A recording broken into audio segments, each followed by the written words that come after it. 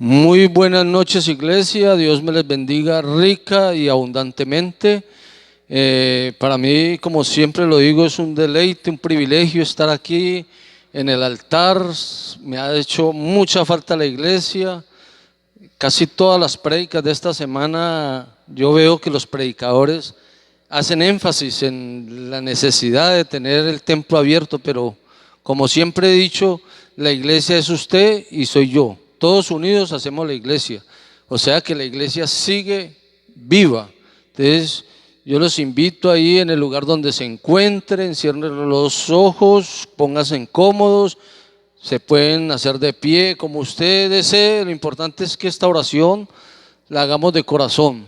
Amado Dios y Padre de la Gloria, te damos gracias en esta noche porque nos has dado el privilegio de compartir tu palabra. Señor, gracias te damos porque nos das vida, nos das salud, Señor. Cuando sabemos que en los hospitales, las UCIs, en las casas, hay mucha gente enferma y nosotros aún estamos de pie predicando el Evangelio, y usted que está ahí sentado escuchando la palabra, Dios lo bendiga. Yo, por mi parte, quiero decirles que me siento muy honrado de que me hayan dado este privilegio, y la honra y la gloria sea para nuestro Dios. Entonces yo los invito que vayamos a la palabra, el Evangelio de San Marcos capítulo 8, y lo vamos a leer desde el versículo 22, y lo vamos a hacer en el nombre del Padre, del Hijo y del Espíritu Santo. Dice la palabra: vino luego a Betsaida y le trajeron un ciego y le rogaron que le tocase. Entonces, tomando la mano del ciego, le sacó fuera de la aldea y escupiendo en sus ojos, le puso las manos encima y le preguntó si veía algo. Él mirando dijo: veo los hombres como árboles, pero los veo que andan. Luego le puso otra vez las manos sobre los ojos y le hizo que mirase, y fue restablecido y vio de lejos y claramente a todos. Y lo envió a su casa diciendo: no entres en la aldea ni lo digas a nadie en la aldea. Alabado sea el Señor. Padre, te damos gracias por esta bendita palabra. Danos sabiduría para entenderla, danos la capacidad de ponerla por obra, Señor. Yo bendigo tu palabra, Señor, y te doy gracias por ella, y sé que en esta noche tú nos vas a ministrar en gran manera. Amén y amén. Entonces, para los que toman apuntes, esta palabra yo la titulé: hágalo otra vez. Es un pasaje más bien corto. Son casi 4 versículos, pero que el Señor a través de ellos me da dos enseñanzas grandísimas. La primera, me está dando una enseñanza espiritual. ¿Por qué espiritual? Porque el Señor a través de este pasaje me hace ver o me enseña que Él nos ve a nosotros los hombres como árboles. Árboles que crecen, echan raíces y dan fruto. Y eso somos usted y yo. Si no hemos llegado a ese nivel, debemos anhelarlo y pedírselo al Señor. Crecer, echar buenas raíces y dar fruto en abundancia. Amén. Y la otra enseñanza es la literal. Dios quiere que sepamos que no todas las cosas nos van a salir como pensamos, y a veces toca hacerlo otra vez. Por eso yo le di ese título: hagámoslo o hágalo otra vez. Mire, analicemos estos versículos. Dice: tomando la mano del ciego, lo sacó fuera de la aldea y escupiendo en sus ojos, le puso las manos encima y le preguntó si veía algo. Ahí el Señor, la pregunta del millón para usted y para mí: ¿será que a nuestro Señor Jesús le quedaba grande hacer el milagro de una? Yo creo que no. El Señor pudo haberlo sanado de inmediato.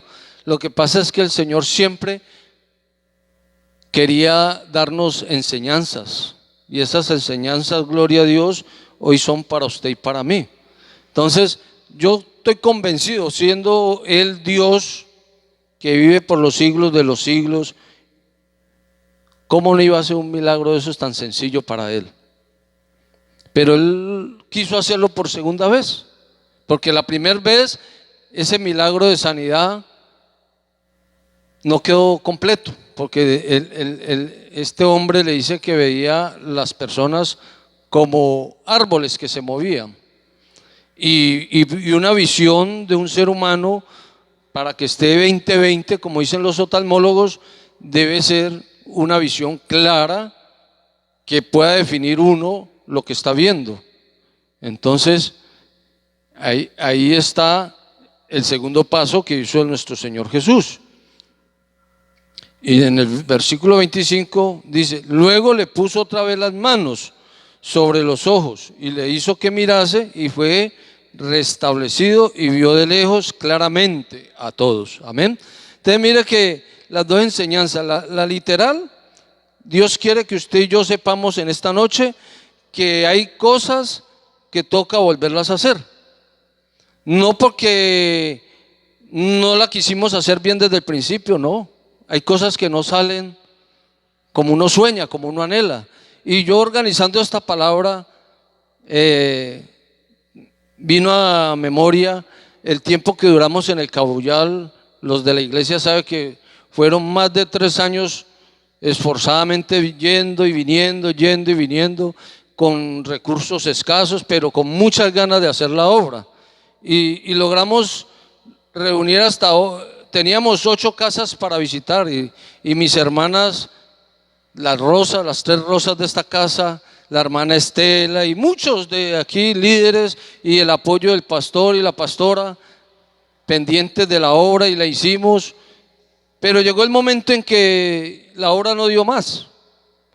¿Por qué? Porque de pronto no era el momento, porque a mí de pronto todavía no es el momento para yo estar en un lugar como pastor. De pronto yo pienso que a mí me falta mucho todavía, y sé y estoy convencido que a mí me toca hacerle ajustes, hacer cambios, muchos cambios me toca hacer. Pero también sé y reconozco que la membresía que teníamos en ese lugar tampoco estaba preparada, porque querían con Dios, pero también querían con el mundo. Pero llegó el momento en que yo sí, en oración, yo siempre le decía al Señor: yo por mi cuenta no desisto, no tiro la toalla, porque no me corresponde a mí tirar la toalla. Si ustedes ven las peleas de boxeo, el que tira la toalla es el entrenador. Entonces yo no quería tirar la toalla, pero yo le decía al Señor: lo que usted mande, así es.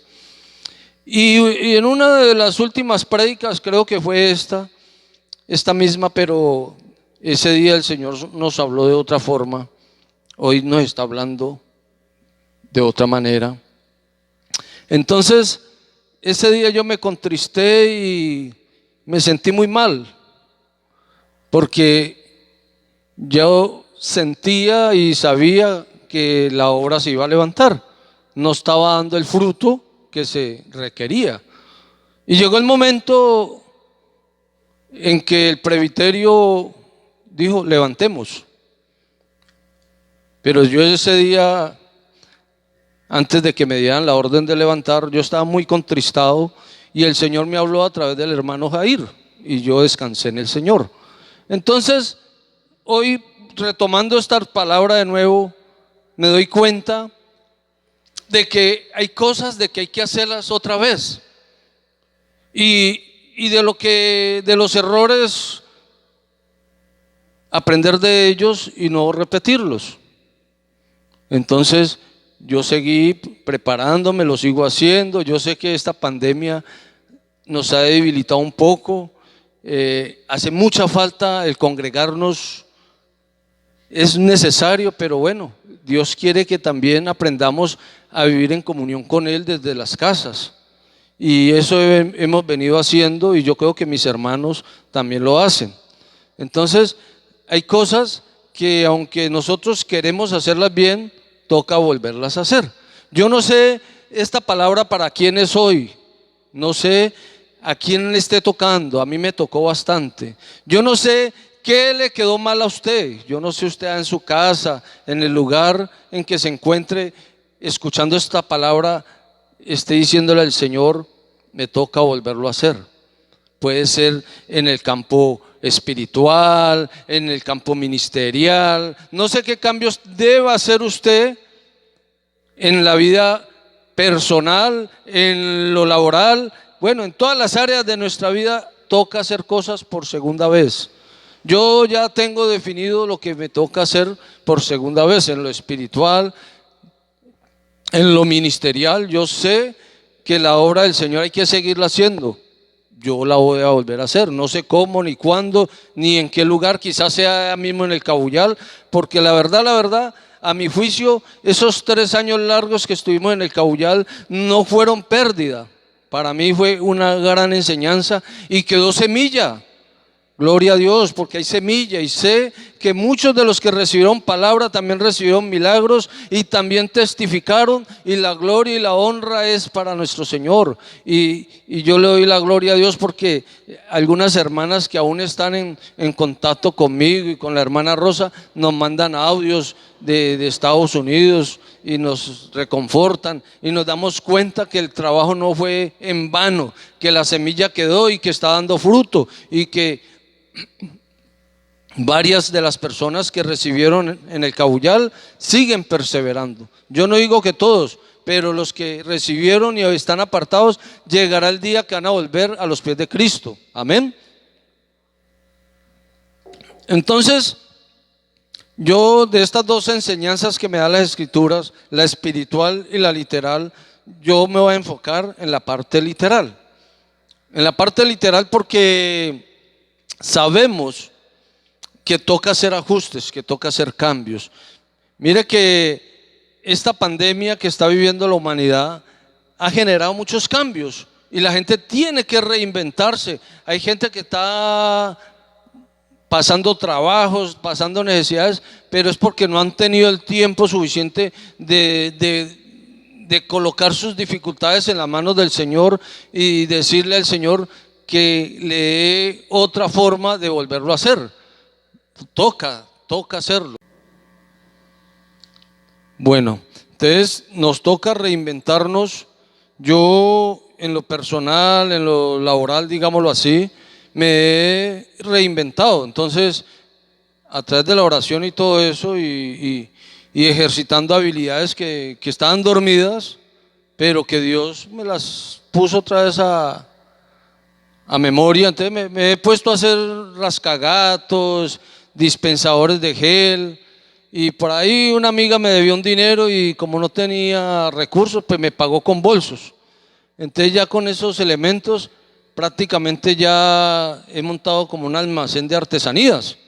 Y aparte de que mi esposa ya aprendió a hacer jabones artesanales y velas aromatizadas, y bueno, algo se vende, ¿no? Yo no puedo decir que estoy viviendo de eso directamente, pero es una manera de testificar de que Dios sí nos da la manera de hacerlo otra vez. Yo sé que hay personas que le da miedo o no toman el riesgo de intentarlo o de volverlo a hacer. Ayer me sorprendió un muchacho que creo que es diseñador gráfico, pero ya en estos momentos ya le tocó fue ponerse a hacer fritanga. Y está luchando, y yo sé que con la ayuda de Dios y todo el que se esfuerce y sea valiente va a salir adelante. Entonces, tenemos que hacerlo por segunda vez, yo diría que en todas las áreas. En lo ministerial, que es la parte primordial del ser humano.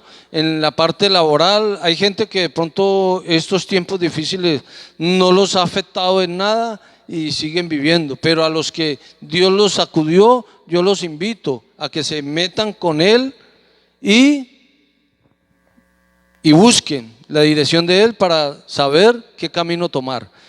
La invitación también es que lo hagamos con Dios, porque la palabra me muestra varios ejemplos.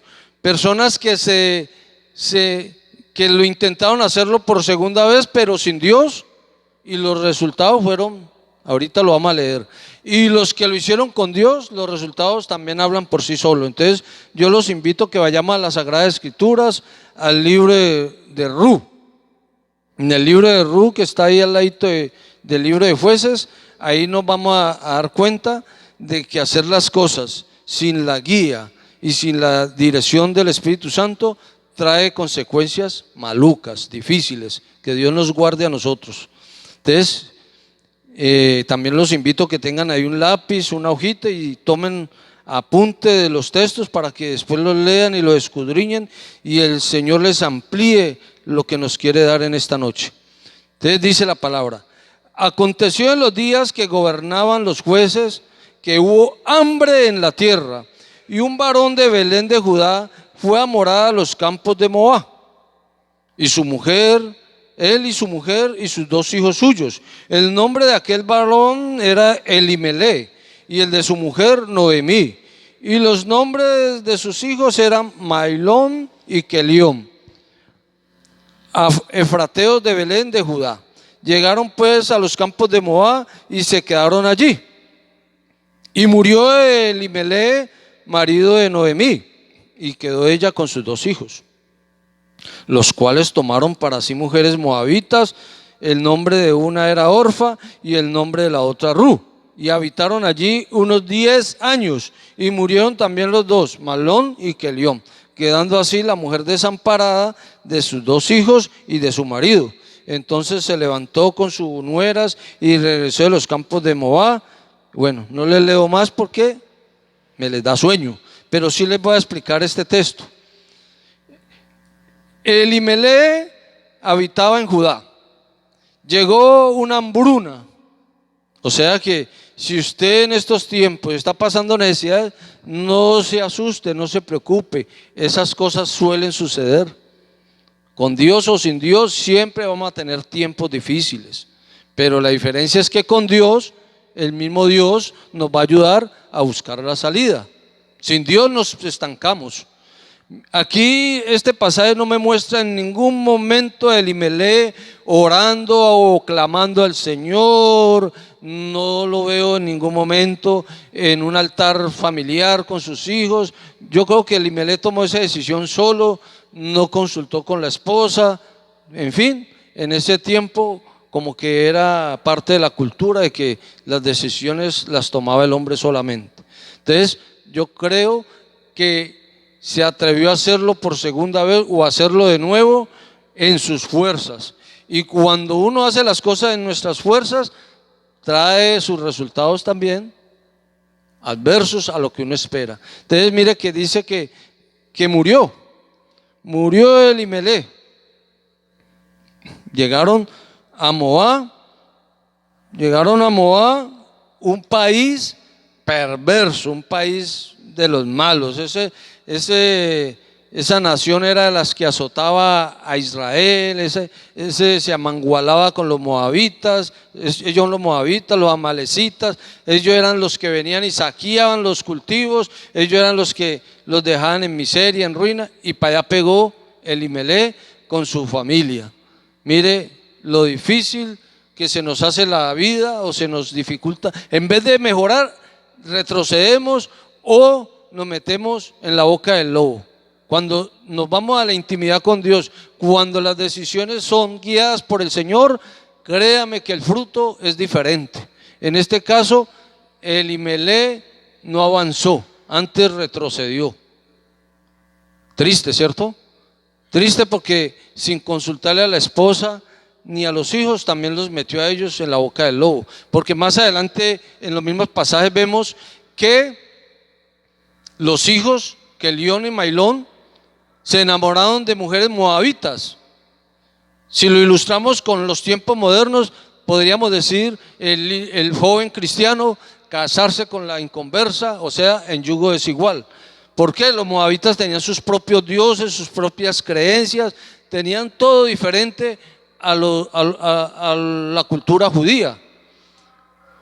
Tremendo ese giro de 180 grados que le dio Elimelech a su familia. Y eso también creo que causó también la muerte de estos 2 jóvenes, quedando Noemí sin descendencia. Si leemos este libro, tiene nomás 4 capítulos. Yo los invito a que los lean y lo analicen. Esta historia muy bonita. Ya después vemos que Noemí le toca regresar al lugar de donde salió, pero ya llegó empoderada, llegó acompañada de Ru, una de las nueras que insistió en quedarse con su suegra. Y bueno, es una historia muy bonita, con un final bien bonito. Después termina Ru siendo redimida por un señor Boaz. Y bueno, y sabemos, los que hemos estudiado este libro, sabemos que esta señora Ru viene siendo parte de la ascendencia de nuestro Señor Jesús, porque de su vientre sale el que iba a ser el rey David. O sea, de la descendencia de Ru aparece el rey David, y ya sabemos que Jesús es del linaje de David. O sea, que si usted lee el libro del Evangelio de San Mateo en el capítulo 1, comienza a leer la genealogía de Jesús, se va a dar cuenta que esta muchacha Ru, siendo moabita, aparece dentro de la genealogía de Jesús. ¿Sí ve? Dios puede cambiar las cosas, pero cuando estamos conectados con Él. Cuando no estamos con Él, tenemos resultados adversos. A veces las cosas no nos salen como quisiéramos, pero es porque Dios quiere que lo hagamos mejor, o quiere hacer algo aún mejor de lo que nosotros soñábamos, y en su momento Él lo va a hacer, si nosotros nos disponemos, si nosotros le creemos, si nosotros somos esforzados y valientes, como dice su palabra. Yo sé que no es fácil, pero también sé que no es imposible.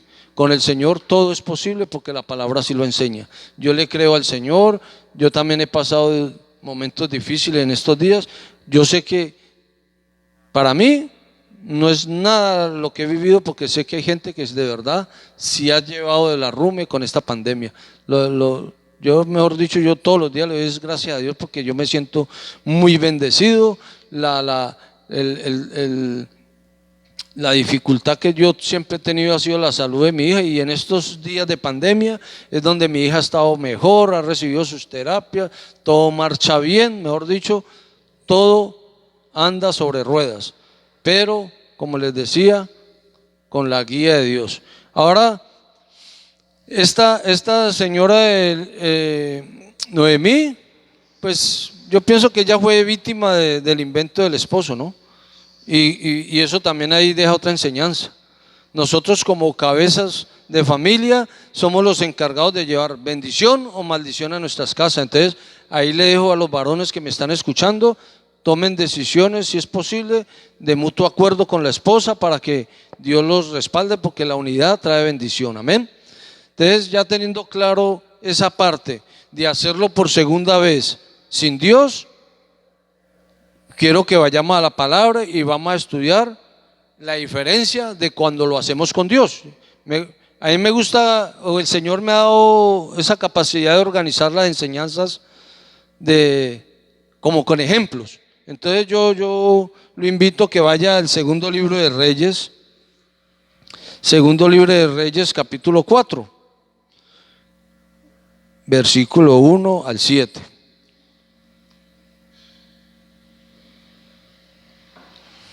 Aquí tenemos un ejemplo de hacer las cosas nuevamente con la guía de Dios. Entonces dice la palabra: una mujer de las mujeres de los hijos de los profetas clamó a Eliseo diciendo: tu siervo mi marido ha muerto, y tú sabes que tu siervo era temeroso de Jehová, y ha venido el acreedor para tomarse 2 hijos míos por siervos. Y Eliseo le dijo: ¿qué te haré yo? Declárame qué tienes en casa. Y ella dijo: tu sierva ninguna cosa tiene en casa, sino una vasija de aceite. Y él le dijo: ve y pide para ti vasijas prestadas de todos tus vecinos, vasijas vacías y no pocas. Entra luego y enciérrate tú y tus hijos, y echa en todas las vasijas, y cuando una esté llena, ponla aparte. Y se fue la mujer y cerró la puerta, encerrándose ella y sus hijos, y ellos le traían las vasijas, y ella echaba del aceite. Cuando las vasijas estuvieron llenas, dijo a un hijo suyo: tráeme aún otras vasijas. Y él dijo: no hay más vasijas. Entonces cesó el aceite. Vino ella luego y le contó al varón de Dios, el cual dijo: ve y vende el aceite y paga a tus acreedores, y tus hijos, y tú y tus hijos viví de lo que quede. Amén. Bonita la historia, ¿cierto? Aquí vemos también un ejemplo de una mujer que lo que le dejó el esposo fue deudas. Deudas. Yo creo que ahí hay otra enseñanza para nosotros los varones. Si nosotros somos los que proveemos, la palabra dice que el que no responde en su casa es peor que un impío. Y siendo que este varón de Dios, este hombre, el esposo de esta mujer, era un temeroso de Dios. Y mire que en esta partecita falló. Dejó a la mujer, la dejó en pobreza, en ruina, no le dejó nada de qué vivir ella y sus hijos. Pero como ella era una mujer metida con Dios, y como el hombre le sirvió al Señor, el Señor no lo iba a dejar en vergüenza. Por eso es que servirle al Señor trae muchos beneficios, aunque a veces uno no los note. Quizás los que están fuera de nosotros, los que nos ven, sí se dan cuenta de lo que Dios hace a favor de nosotros. Entonces, esta mujer no acudió a buscar consejo, a buscar ayuda en el lugar equivocado. Ella se fue al siervo del Señor, al varón de Dios, a Eliseo. Allá fue. Ella se fue para el lugar correcto. Y eso es lo que usted y yo tenemos que hacer. Buscar el lugar correcto donde recibir un buen consejo o donde podemos canalizar nuestra bendición. Si nos vamos al lugar incorrecto, hay personas que les gusta conseguir los dineros fácil, y lo más seguro es que terminen en negocios ilícitos y termina por ahí guardado en una cárcel o en problemado. O sea, sale de algo malo para pasar a otro peor. ¿Sí ve? Entonces, cuando nosotros buscamos el lugar correcto, la persona correcta y guiados por Dios, los resultados van a ser mejores. Entonces, mire, aquí este pasaje trae muchas enseñanzas. Ella estaba tan pobre, tan escasa de recursos, que lo único que resaltó así, un poquito de aceite. Pero es que lo poco que tengamos usted o yo, lo poquito que tengamos en nuestras manos, si lo colocamos en las manos del Señor, eso se multiplica, eso crece, porque con Dios es así. Vayamos a los evangelios y miremos cómo esos poquitos pececitos y esos pancitos sirvió para alimentar multitudes y sobraban canastas. No sé, son dos pasajes muy similares, y creo que en uno sobraron 10 cestas de lo que comieron y dejaron, quedaron saciados. Entonces, ese poquito de aceite en las manos del Señor, Eliseo le dice: vaya y consiga vasijas, y no pocas, o sea, las que más pueda.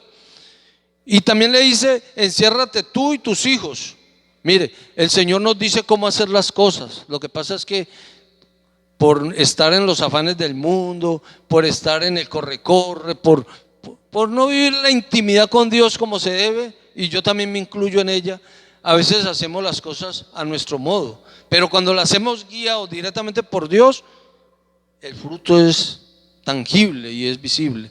Entonces ella sí hizo caso, se encerró con sus hijos, consiguieron las vasijas, y ese poquito de aceite se multiplicó. Se multiplicó a tal manera que el mismo Eliseo le dice: vende, paga lo que debe, y con lo que quede vive usted y sus hijos. Vea, en el versículo 7, vino ella luego y le contó al varón de Dios, el cual dijo: ve, vende el aceite, paga a tus acreedores, y tú y tus hijos viví de lo que quede. Gloria a Dios. Yo no sé si usted lo cree, pero yo lo creo. Lo poco en las manos del Señor crece. Y entonces esta mujer, después de estar en pobreza, se convirtió en empresaria, vendedora de aceite. No sé, la Biblia no especifica qué cantidades.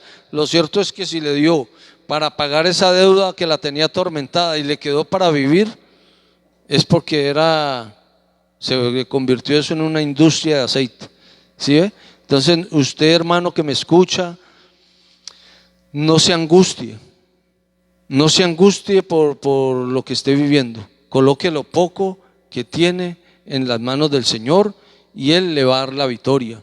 Métase en comunión con Él, busque de Él, clámele, dóblele rodillas. Mire, hay otros varones, yo les llamo héroes de la Biblia, que también lo hicieron por segunda vez o lo hicieron de nuevo y con la ayuda de Dios pasaron a la historia y hoy para mí son héroes. Y es el caso de Gedeón. Gedeón era miedoso, temeroso, era encuevado.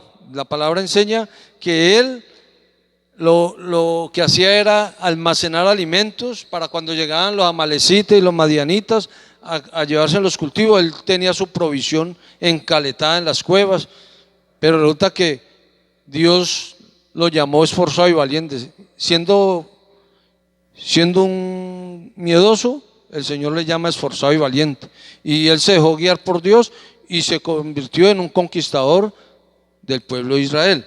Está el caso de Job. Job lo perdió todo en un solo día, pero se determinó a serle fiel al Señor, a dejarse guiar por el Señor, y la palabra enseña que él termina sus días con buena salud, y Dios le multiplicó al doble de lo que había perdido. Hasta los 10 hijos que había perdido, volvió a tener 10 hijos más. Y el caso de José, el soñador que todo lo veía bonito, que el Señor le mostraba lo que él iba a hacer en el futuro, pero las cosas no se le dieron así como muchos queremos, que las cosas se den como magia. Él también tuvo que hacerlo varias veces hasta llegar a ser el segundo después del faraón. Entonces ahí les dejo la enseñanza, hermanos. Me ha ministrado a mí, espero que a usted también, porque yo soy de los convencidos que la palabra no vuelve vacía, que esta palabra va a ministrar a muchas personas. Yo sé que esta palabra va a llegar a muchas familias, y sé también que un día uno de tantos de los que escucharon esta palabra van a testificar cómo se atrevieron a volverlo a hacer, guiados por el Señor, y van a testificar de lo que el Señor ha hecho. Entonces ahí donde usted esté, coloquemos este resto de día en las manos del Señor, démosle las gracias. Bendito Dios y Padre de la gloria, te damos gracias, Señor, porque tu palabra fue predicada, Señor. Te doy las gracias, Señor, porque no soy yo, eres tú hablas. Tu siervo solamente es un instrumento que con defectos y todo anhela servirte, anhela hacer tu obra, Señor. Yo te doy gracias, Señor, porque estos tiempos difíciles para la humanidad, para mí han sido de gran bendición, Señor. Yo te doy gracias, Señor, por la iglesia, por mis pastores. Te doy gracias, Señor, por esta semana de santidad. Si usted ha estado oficioso, escuchando la palabra todos estos días, lo felicito y lo invito a que lo siga haciendo. Mañana a las 10 de la mañana, por YouTube, por Facebook, en la noche a las 7. Y creo que el lunes cerramos con broche de oro. El Señor va a hacer milagros, y espero que si usted es uno de los que recibe milagro de parte del Señor, lo publique o llame a la hermana Jessica para que ella vaya y le grabe su testimonio. Yo los invito a que lo hagan, porque cuando nosotros testificamos, crece nuestra fe y la fe de nuestros hermanos. Dios me les bendiga y que tengan una bonita noche, y que tengan presente que Cristo está vivo. Amén y amén.